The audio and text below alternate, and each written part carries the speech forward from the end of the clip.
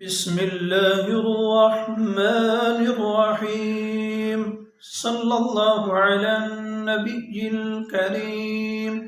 محترم و معزز سامعین و سامعات، السلام علیکم ورحمۃ اللہ وبرکاتہ۔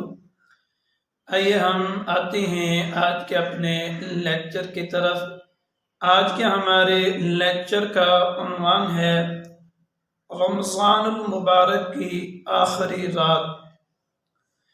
حضرت ابو ہریرہ رضی اللہ تعالی عنہ روایت فرماتے ہیں کہ نبی اکرم صلی اللہ علیہ وسلم نے ارشاد فرمایا، رمضان المبارک کی آخری رات میں امت محمدیہ صلی اللہ علیہ وسلم کے لیے مغفرت و بخشش کے فیصلے کیے جاتے ہیں۔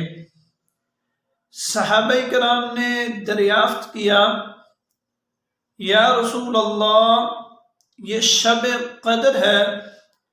نبی اکرم صلی اللہ علیہ وسلم نے ارشاد فرمایا، یہ شب قدر تو نہیں ہے، لیکن اصل بات یہ ہے کہ عمل کرنے والا جب اپنا عمل پورا کر لیتا ہے تو اسے عمل کا پورا اجر مل جاتا ہے۔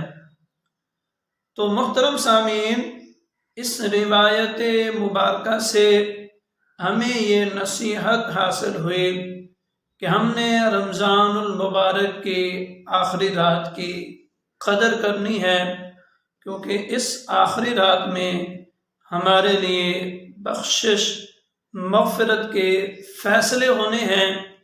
اس آخری رات میں ہمیں روزے رکھنے کی، تراویح پڑھنے کی، قرآن پڑھنے کی، سننے کی اجرت مغفرت کے پروانے کی صورت میں ملنے والی ہے۔